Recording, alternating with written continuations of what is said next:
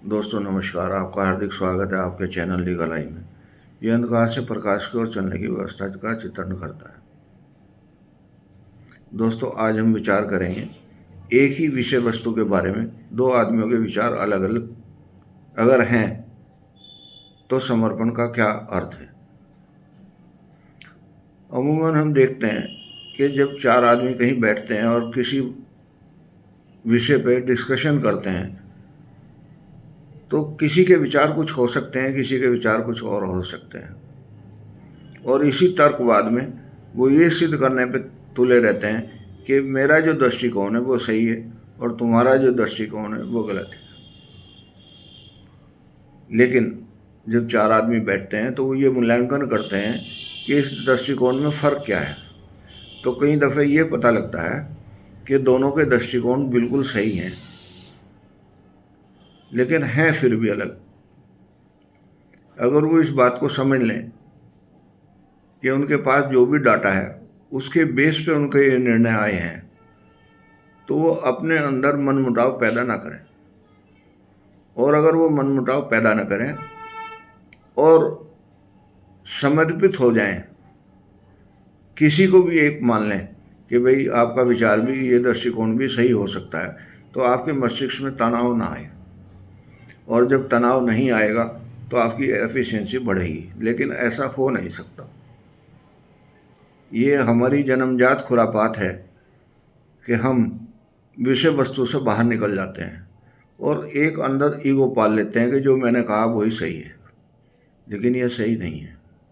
अगर हम समर्पण कर दें कुछ समय के लिए तो हमारा मन शांत होगा और हम विचार करेंगे कि हो सकता है कि उनका जो विचार था वो हमसे अच्छा हो। और यही समझने की जो कला है उसे ही जीवन कहते हैं। एक छोटा बच्चा है, वो अपने हिसाब से अपना मूल्यांकन करता है। एक उससे बड़ा बच्चा है, वो अपने हिसाब से मूल्यांकन करता है। और एक मैच्योर्ड है, वो उन दोनों को इग्नोर कर देता है, लेकिन द्वेष नहीं करता। छोटा बच्चा द्वेष करता है कि मेरा गुब्बारा छीन लिया है, हालांकि उसकी कोई वर्थ नहीं है।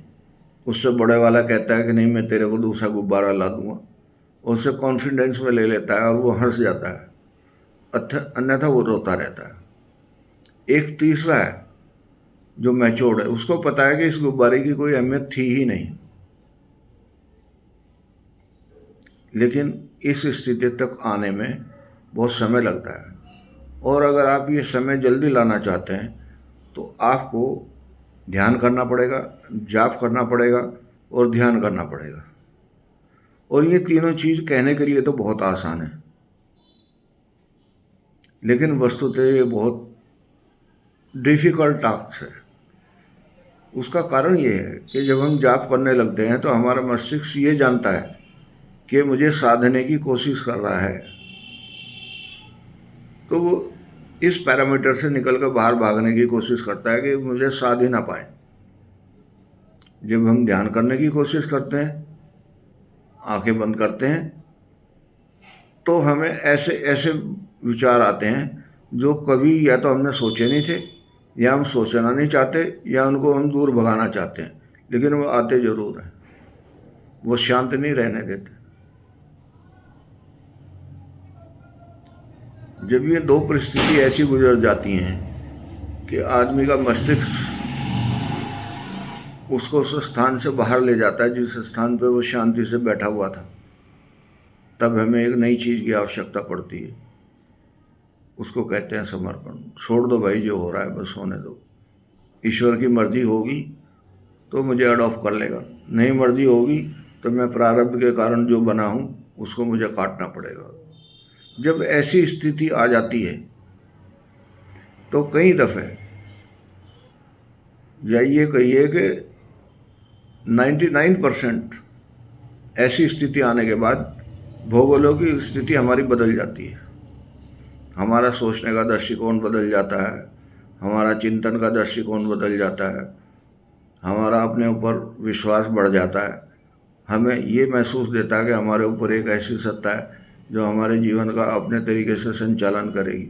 हमारा पूरा कभी हो ही नहीं सकता, क्योंकि हमारे ऊपर एक यूनिवर्स बैठा हुआ है और यूनिवर्स कभी किसी का बुरा नहीं करता।